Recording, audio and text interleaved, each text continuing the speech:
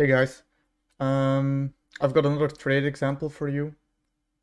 Today was a slow day. We've been inside this little range all day. This is like a 1% range at most. And I started trading at 9 a.m. this morning. And you'll see that since then we've been in actually a smaller range. I'll mark it for you. Whoops. So we've been in this range, which is actually a 0.6% range, which is, for me, it's very small. It's almost too small to trade. So I was looking at the bigger range and waiting for the lows and highs of that range to be taken. So I'm looking for potential trades at the highs and at the lows. Preferably, you have a swing failure pattern of the range, and then that's a very easy entry. You know your invalidation and stuff.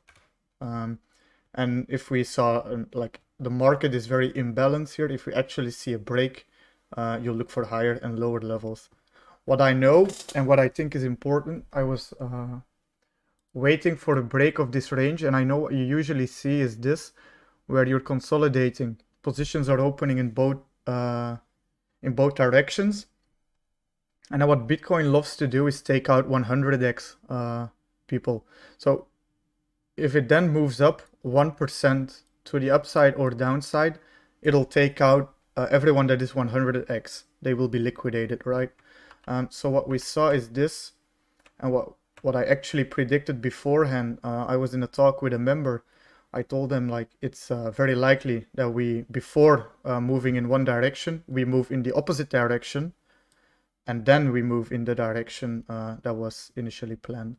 So we saw that here.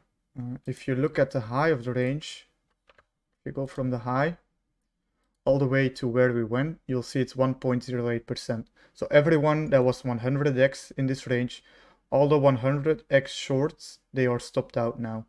Even though they were right in the end and they would have made profit, it didn't matter. So I was interested in a trade at the high. You could have taken this one, the swing failure pattern of this high. Then your first take profit would have been our golden zone. And you would have taken profit at the golden zone plus VWAP plus middle of the range. That would have been a good trade. I didn't take that one because I was in a session.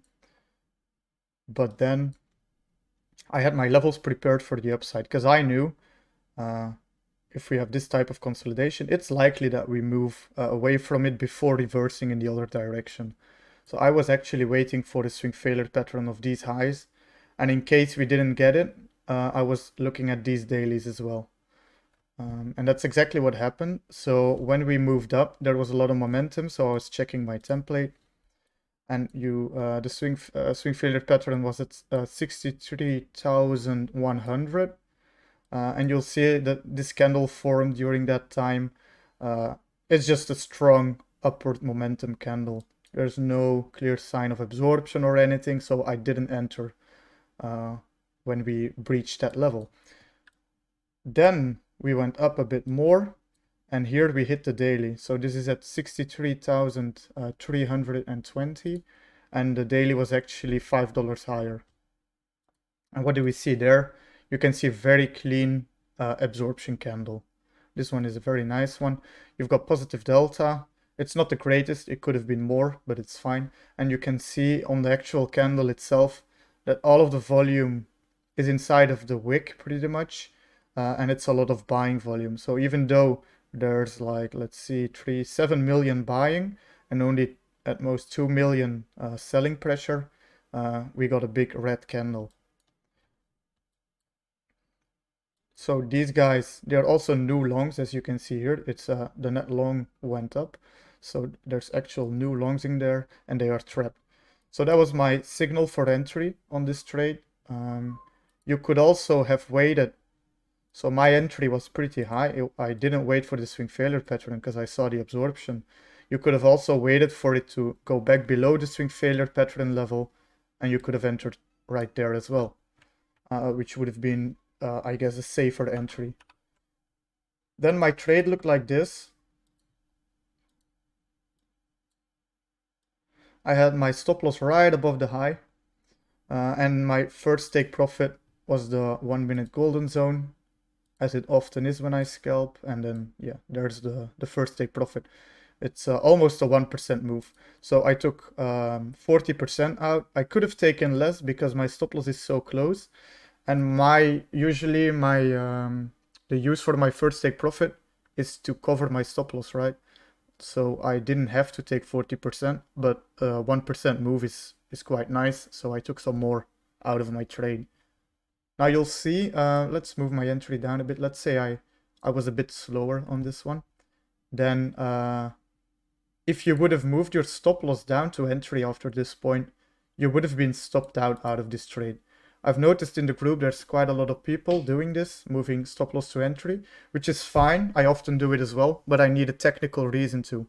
In this case, I realized if I'm going to move my stop loss down, it's going to increase the chances of getting stopped out a lot. So I don't want to move it in that case. My stop loss is covered anyway by this take profit 1, so if I get stopped out, it doesn't matter. I'm break even on the trade. Okay. Then my second take profit target, let's get rid of these fibs, was the low of the range, right? So we swing above, and then I was aiming for the low of this range we had been in all day. But I knew if we go down to the low of the range, I'm going to try and maximize my profit if I see we are going down with a lot of momentum. Because what can easily happen is that we swing failure pattern, the actual low of this range. And we also had a daily level and the point of control, a naked point of control, which I just got from ExoCharts. It's this one. So that was a naked session point of control. When we came down to my initial take profit area, you can see like how let me move this. You can see how there was no reaction at all. We just blasted through. So obviously I didn't take profit there. And I looked at the next place to take profit. For me, there were 2 places where I was going to look to take profit lower. One of them was the naked session point of control we just talked about. And the other region was this, the point of control of the bigger range we are in. So that was also an important region for me. At the point of control of the bigger range, we also got no reaction. So I managed to, you can see we went from 1.8% take profit. I put it all the way down to the naked session point of control. And we actually went to a 2.7% take profit. So I gained another percentage just by monitoring and managing my trade. I hope that helps. I also did this because I know that we get this pattern, right? Consolidation, we sweep the highs, and then we actually oftentimes sweep the lows as well, and then maybe start the downtrend. So that was the idea before I even entered the trade. And it played out pretty well. Yeah, I hope that helps. Talk to you guys later.